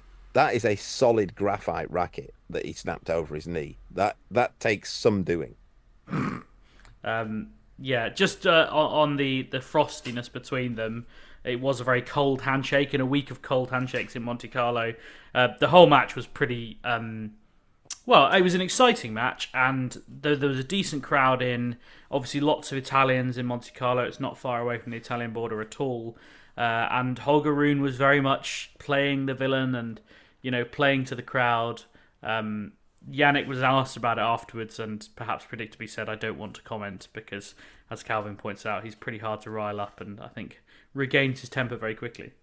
I know I can see what Calvin means about Rune being a dick, but I also do kind of hope this summer we get a bit of a run out of him at Wimbledon, because I think people will be very interested to kind of just hate this guy. It is something that would be good for tennis in the sense that, you're right. It's getting to a stage where every match it's like, oh God, are they gonna kind of scrap with each other? He seems so unpopular right now. Doesn't seem to give that much of a crap about how popular he is. That could be interesting. I question a little bit about it, though, how much longevity there is in it, because there's no depth to it. Like I said, it's not McEnroe, who you thought. McEnroe was quite unique because it was always kind of aimed at the umpires. The thing with McEnroe as well was he was usually right on the arguments he had with the umpires, so he got a lot of sympathy there. But he also had this contrast of the way that he played was just so artistic, that he'd go absolutely nuts and there'd be this fury. and then he'd sort of have this theatre of the serve and come in with a swinger and then a lovely drop shot, and it was the contrast of it was what made it. And there was this depth of character who's interesting. People wanted to hear him interviewed and that kind of thing. Whereas Rune, I think people, it's like, how much longevity is there in? God, this guy's just a bit of a twat. Like, I think just the right tournament as well for it to happen is good. Like, Kyrgios Tsitsipas last year was a great example of people at Wimbledon that people were interested in that all of a sudden. That was a great time for them to have that spat. If that happens in Monte Carlo, it probably gets brushed into the car. I mean, is Kyrgios, so maybe not so much, but I think just happening at an event like Wimbledon, particularly as kind of British people. But even with Kyrgios, though, you've got with Kyrgios, and I'm no fan of Kyrgios, but you've got this like variation in the way that he plays as well. In that he's got this sort of and Rune doesn't have that. I think Rune's an excellent tennis player. I think he's a better tennis player than Nick Kyrgios. But it's pretty. He hits the ball. He just hits the ball hard. That's the thing, isn't it? It's pretty one-dimensional. He hits it hard, and he doesn't have a particular look about him. He looks pretty bog standard, and he's not also Kyrgios. As much as I find Kyrgios, I do think he's just a knob, but he is funny as well. Like, you hear him talk. He's got that kind of like, I don't want to give credit to these two idiots, but like Donald Trump and Boris Johnson can be quite funny. You're watching them.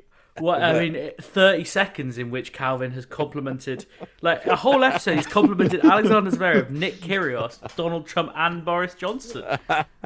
but Rune it's just not funny.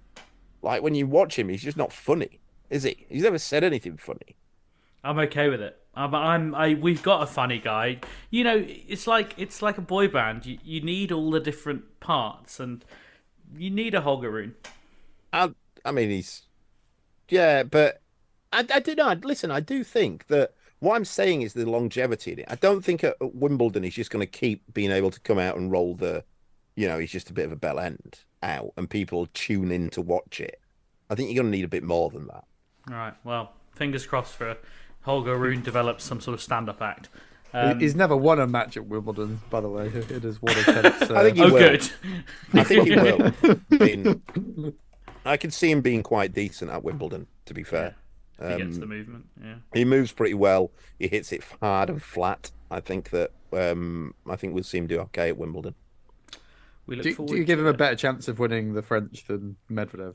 Not to kind of labour this point too much. He feels in good shape and he's good on clay, Rune. I'd have him similar. I'd still make Medvedev slightly more likely to win it. Yeah, I would just about lean that way as well. But I think I'd give Rune more of a chance, bizarrely, at the minute. What would you give him, George? 25%? Well, definitely not that high. Probably like 3%. Great. Can't wait to see the 4 different winners of the French Open. Wait a minute, right? I've got to get into this again now, just because this is what I'm going to get right. So you're giving him what? How much percent?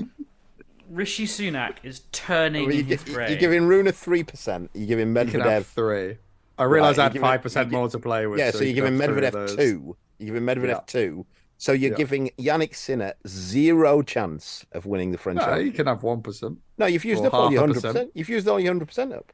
No, you have. Medvedev was included in my original 2. We're going to have to get George. I'm going to have to only accept this on paper. I said there were 5% for the rest of the draw, and that took me to 95%. So I'm giving 3 to Medvedev. 2 today. I've got 5% left. Sinner can have 1. Tsitsipas can have 1. Zverev can have 1, and everyone else can be a combined 2%. Medvedev was definitely in your 5% that was left. Like, ding ding! No, I'm waving off this this percentage fight. George, you're banned from using the word percent. Otherwise, we're never going to get this podcast. Or I'll just have to pre-plan it next time, I think. We've barely even spoken about Novak Djokovic, which is pretty incredible. He lost in Monte Carlo this week to Lorenzo Musetti, who I pointed out a couple of weeks ago was due a good season. I mean, the point at which I said that, he hadn't won for 4 months. So, but he did. I mean, he came into that Djokovic match, by the way, having won 18 games in a row, because he double bageled Luca Nardi, and I think he also finished his last match with a bagel. So we should have seen it coming. Novak Djokovic gave a very grumpy press conference afterwards. He was asked 6 questions barely strung together a sentence in answer to any of them, which is obviously he's entitled to do, but he wasn't in a good mood, to say the least. George, rust, or to use Claire Hannon's question again, rustiness, a possible elbow issue, or indicative of something more serious? Well, I think we said last week that Monte Carlo's often been a bit of a weird tournament for Djokovic, and I don't think he's particularly helped by having quite a long break away. You do kind of lose that match sharpness. Mazzetti's a good player as well. I mean, Novak didn't want to be at all complimentary to him after the match, which is kind of quite rare for Novak. Sometimes I'm not sure that's quite the case. Like I read it as he kept saying well done to him. I read it as actually that Novak doesn't like talking about injuries for various reasons as much when he's lost, because he doesn't want to, I think, detract too much and pull out too much of an excuse. So he was like, look, I just don't want to talk at all because I'm just going to blame the injury, and I don't want to blame the injury. No, you don't think so? I think this was. I think he was seriously pissed off with this match. I've seen him in quite a few kind of exit interviews before, and this was one of the higher ones on the scale I've seen for a while. So it might be because of the injury, but if Calvin believes there's an injury or not, we'll see. Calvin definitely doesn't believe there's an injury. But yeah, I'm not too worried. I mean, he's still probably my favourite for the French Open until Nadal comes out and just rolls everyone in Rome or something. So yeah, it's not too much of a panic. But so let's go rust anyway to answer Earl's question. Right. I think. Calvin, which do you prefer, rust, elbow, or a significant issue? No, I'm kind of semi-joking. He might have a niggle with the elbow. I know it's not like the hamstring where I just didn't believe him at all, because I think that would be impossible for him to do what he did with the hamstring injury. I think it's rust. Yeah, he's not played very much. Well, I mean, he's not played competitively for several months, and also the conditions. It was very windy. It was late. There was a rain delay. I think probably if you're coming off not much match practice, that's maybe one of the worst kind of sets of conditions. I mean, to be fair, credit to Lorenzo Mazzetti, who did have that rain delay to think about it, and he's obviously got scar tissue from Roland Garros when he was 2 sets up against Djokovic and didn't finish it off. So credit where credit's due, and he's, again, I didn't say his name without thinking about it last week. I really do think he's got a game, and he's back into the top 20 in the world, like, despite having barely won a match for the last 6 months. If that was a 5-set match this time, that the score in the 4th set is 6-1 Djokovic. 6-love. I mean, that would just be classic Novak. Yeah, almost certainly. But we'll talk more about Djokovic in other episodes, so maybe it's no harm just talking about him briefly today. Finally, we should talk about some women's tennis, because there was some last week. A few decent efforts in the Billie Jean King Cup. Although that feels a bit like saying lots of the games went to juice, and I know Calvin loves it when we use that excuse, but there were a lot of tie breaks, Calvin, a lot of tie breaks. But GB did go down 3-1 to France in Coventry in the Billie Jean King Cup qualifier. Caroline Garcia beating Katie Bolter in the first match, Elise Cornet then beating Harriet Dart, and then Garcia beating Dart on Saturday morning. We did win the doubles, Barnett and Nichols beating Mladenovic and Burrell, so that's something, although pretty limited succor there. As Calvin pointed out last week, Britain without their number 1 player, Emma Raducanu, who was preparing for Stuttgart, and without their number 2 player, Jodie Burridge.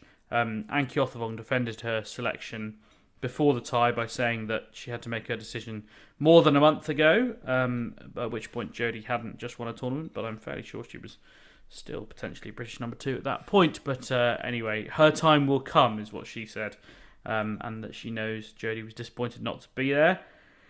Calvin, I found myself thinking, I went up to Coventry for the press day today, on Thursday, and looking at it, and, and I don't mean this as disrespect to anyone on the team, but it does feel a bit like there's a real dearth of talent in British women's tennis at the moment. Yeah, there is, I would say. I also don't like the rhetoric that goes around that Billie Jean King Cup team now. I'd seen before it that a few of the players or a couple of players were raving about how last time out it was unbelievable and it was unreal and it was epic and the team were just unreal. And it's like we won one match out of three. And like, you can go, oh, they were close and they battled so well. Like, what are we doing here? Are we trying to win tennis matches or not? Like, or are we just? I don't want to be dismissive because I know all the players on that team and I do like them. I think they're all good people. I know Anne. I think she's, I'm friends with Anne. But I think it was a mistake not picking Jodie Burridge for a couple of reasons. I think you've got to be picking your best team, and I think you've got to. That's what the ranking is. Also, in terms of styles of play, it offered something else because basically we were going to have to get one of the number twos was going to have to be one of the players was going to have to be Camilla Giorgi, at least one of them. Elise Cornet. Cornet, sorry, not Camilla Giorgi. Yeah, because Garcia was going to be the favourite against anybody, and I mean, you can say that Bolter took her close, but I watched the match. It wasn't that close. The third set was rubbish from both players, and then Garcia just ended up turning it up a notch. I think there was a period of five where there were 5 games in the third set that each one had at least one double fault in it, which was just rubbish. But also, what I was going to say there was in terms of styles of play of what you're going to get against Cornet, in that if you're going to pick Harriet Dart, that's fair enough. And I'm not saying you shouldn't pick any of these players. I don't captain the team. But if you're going to pick Harriet Dart, that's fair enough. But then I don't get the point in picking Heather Watson as well, and vice versa, because you're basically just getting the same player. You're getting a solid baseline player who's going to run and make a lot of balls. I don't get why you wouldn't pick a different style of player in what Jodie Burridge would be, who's a bit more aggressive, who can have a swing and maybe hit some winners and catch fire and win a match. But when you've seen what Georgie had done to Harriet Dart, called her Georgie again. No, Jesus Christ, shocking. They look alike, don't they? A bit. No, do they not? Right. No. Right. Cornet then. Cornet. Shocker there. Yeah, Cornet. It's like, well, I don't get what you thought you were going to get the next day when you're then going to put Bolter up against her. I just have had a different.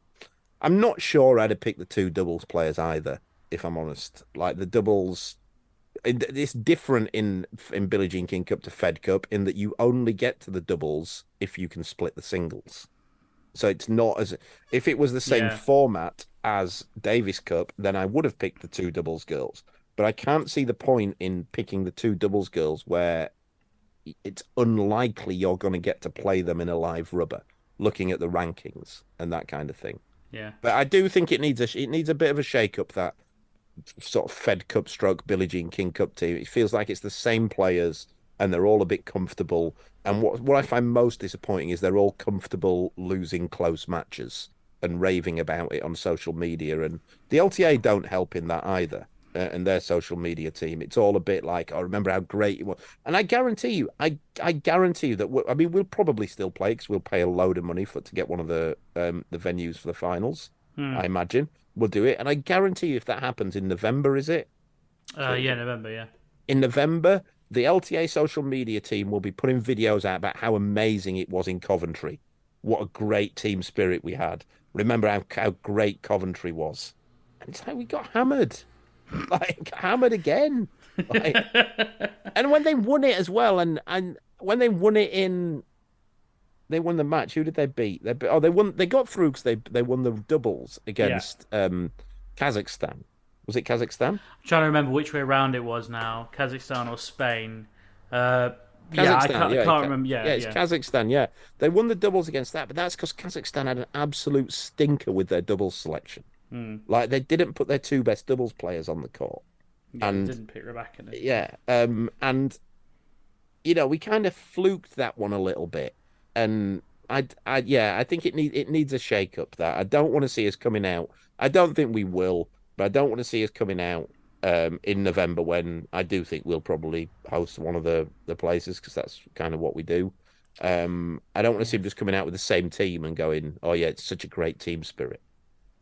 Yeah, I think there would be a lot of merit in picking not a rogue team, but throwing a bit of spice into that team. Some people who had some grit. I think you're right. I think they do seem a bit happy with having lost close matches, and that really bothers me.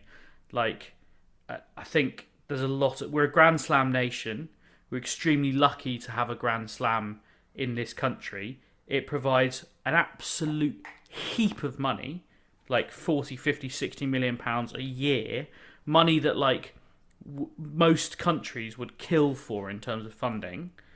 And the fact that we've got one top 100 woman, great, she won a Grand Slam, brilliant, but that was one thing that happened, and we haven't got anywhere near the strength in depth. I don't know what the Czech budget for tennis is, but I bet you it's not 40 million quid a year or whatever it is. And look how many women they've got in the top 100. Now, I'm not saying that we should be like the Czech Republic, or Czechia, I believe, overnight, but it is pretty worrying. They've got 10 women in the top 100. I mean, Britain's never had 10 women in the top 100. I'd be amazed if we ever had 5. So, I don't know. There's a finger needs to be pulled out on something. And I think, as Calvin says, to fix a problem, you've got to recognise one. And I don't think at the moment there's necessarily a problem recognised, in my opinion. Sorry. Rant o'clock. It's a happy note to finish on. We haven't even. Go on. I was just going to say, one thing of defence is we gave them 0 chance of winning this before the match, and they've lost. So I find it hard to really dump on them for I don't think it's 0 chance though, George. I mean, Cornet's not an unbelievable player. It's not someone who you look at and you go, "Oh, we're not going to win any matches there." If you're in a position that, if you're an underdog in a tie, and the second player of the other team is Cornet, I think you've got to think, we have fancy this. Yeah, especially indoors. I don't feel like indoors is her best surface by any stretch of the imagination. But just to flip it on its head, if you looked at our team and you saw Harriet Dart's the second player, you'd back yourself to win that 9 times out of 10. Other top nations, right? That's how sport works. Cornet's won 11 WTA singles titles. Comparing her to Harriet Dart, who has done well to win kind of 2 matches at a WTA event, is also quite harsh, right? It's when you're going to come in with team selection and that kind of thing, then and go. Yeah, exactly. I think that who's the player who's in form? Let's get a player. I don't think Cornet's in particularly great form. But she also beat Swiatek last year, and I wouldn't back any of our players to lay a glove on Swiatek, and that includes Emma Raducanu. She is capable of that kind of that high level, which I don't think our players are. And that's the bit I find the hardest here. Is I agree the culture's not great, but I just don't think the players are that great. That's the 2 ways about it. But they're not. But then Raducanu's not playing. How you pull through those in sport, how you win matches when you're an underdog, is you do it with desire and you force it through sheer willpower and that kind of thing. Yeah. I'm not sure. We like to talk about how much we do that without actually doing it a whole lot in the Fed stroke Billie Jean King Cup team. I mean, there was a time with the men's team where it was like this as well, wasn't there? Really, where it was just years of being kind of lower echelon leagues. The Murray kind of. We always had a few, even before Murray. We were looking at Rosensky and Henman. Had a stretch in there. What was it when we nearly went down into this group 2? It would have been in that. That's like Africa, Europe. Yeah, that's the kind of era I was talking about. Yeah. But this has been going on a while for the women's now, hasn't it? Really, I mean, it's been years since you. I genuinely don't go into many matches thinking it is. They're going to win George. I agree with you, but the thing, what winds me up is when James there references that you didn't have whoever was in the team. Whoever was in the men's team back then, you didn't have him tweeting all the time, going, giving interviews, going, it's just epic. The last time we played, it was an unreal effort. It was the guys played unbelievable stuff. You've lost matches. Yeah, win more. That's the answer. Yeah. Win better. More. Be better. And if you're not better, don't smile about it. No one said that. I've not heard anyone. I've not heard anyone come out and say from the team that was crap. That's not good enough. It needs to be better than that. Yeah, it's true, isn't it? And as George says, we didn't expect them to do anything. So yeah, something has to change, I think. And I'm not saying that's people or attitude or what, but you can't possibly, madness is. The definition of madness is doing the same thing over and over again, expecting different results, and that does feel a bit like what they've done. Yeah, and I think that's a totally fair challenge from Calvin. These players have had the 3 or 4 year run at this, where the best results have really come when Konta was playing.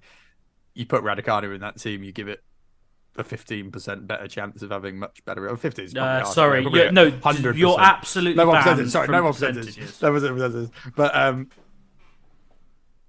if Burridge, there's absolutely an argument she's not had the chance to show she can do it, and the players there at the minute haven't done it over the last few years. Really, the one they did do it was dressed up a little bit better than it was, and thanks to kind of the doubles players. So yeah, it probably is worth a little roll of the dice. But I guess you'd say putting Raducanu in is doing that, isn't it? That suddenly feels a lot stronger if you put her back in as number 1 as well. So yeah, absolutely. Well, fingers crossed. I mean, she says she wants to play the Olympics, and to do that, she's going to have to play another Billie Jean King Cup tie in order to qualify. So we hopefully will see Raducanu either at the finals if we end up hosting it, or next year in the qualifier, whoever we end up getting drawn against. The WTA this week confirmed that they're going to host events in China again, which we barely touched on.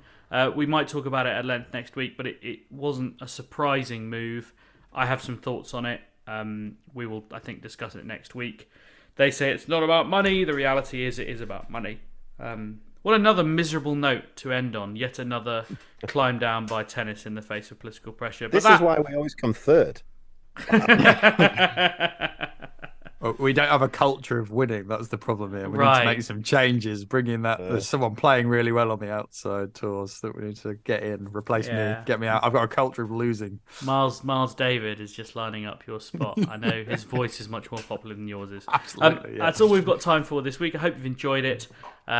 Please do leave us a rating, a review, follow us on social media, and most importantly, come back next week. 5, 4, 3, 2, 1. 0. All engine running. Liftoff. We have a liftoff.